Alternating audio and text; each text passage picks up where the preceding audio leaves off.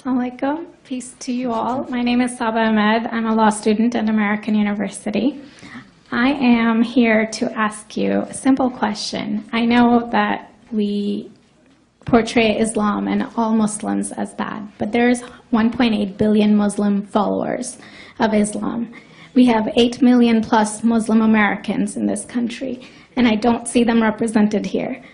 But my question is, how can we fight an ideological war with weapons? How can we ever end this war? The jihadist ideology that you talk about, it's an ideology.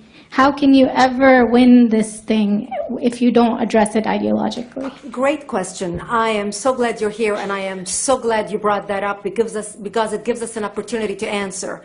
What I find so amazing is since the beginning of this panel, which we are here about Benghazi attack against our people, not one person mentioned Muslims. We are here against Islam, or we're launching war against Muslims. We are here to discuss how 4 Americans died and what our government is doing.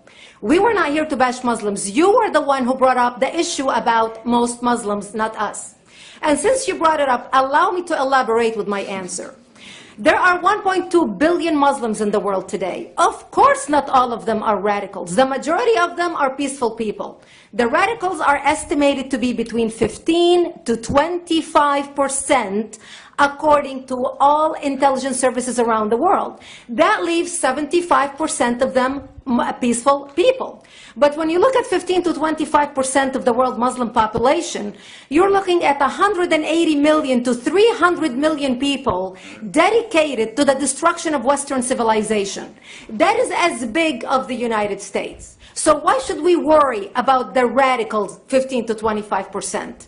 Because it is the radicals that kill. Because it is the radicals that behead and massacre. When you look throughout history, when you look at all the lessons of history, most Germans were peaceful. Yet the Nazis drove the agenda. And as a result, 60 million people died.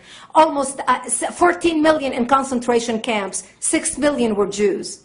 The peaceful majority were irrelevant. When you look at Russia, most Russians were peaceful as well. Yet the Russians were able to kill 20 million people. The peaceful majority were irrelevant. When you look at China, for example, most Chinese were peaceful as well. Yet the Chinese were able to kill 70 million people. The peaceful majority were irrelevant. When you look at Japan prior to World War II, most Japanese were peaceful as well. Yet Japan was able to butcher its way across Southeast Asia, killing 12 million people, mostly killed with bayonets and shovels. The peaceful majority were irrelevant. On September 11th in the United States, we had 2.3 million Arab Muslims living in the United States. It took 19 hijackers, 19 radicals to bring America down to its knees, destroy the World Trade Center, attack the Pentagon, and kill almost 3,000 Americans that day. The peaceful majority were irrelevant. So for all our powers of reasons and us talking about moderate and peaceful Muslims, I'm glad you're here. But where are the others speaking out? And since you are the only Muslim representative,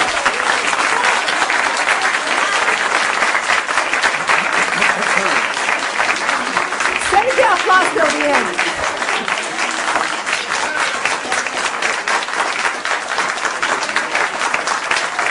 Thank you. Thank you.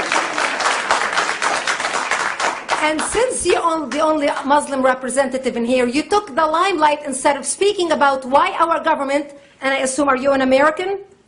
You're an American citizen. So as an American citizen, you sat in this room, and instead of standing up and saying a question or asking something about our 4 Americans that died and what our government is doing to correct the problem, you stood there to make a point about peaceful, moderate Muslims. I wish you brought 10 with you to question about how we can hold our government responsible. It is time we take political correctness and throw it in the garbage where it belongs and start calling it fair.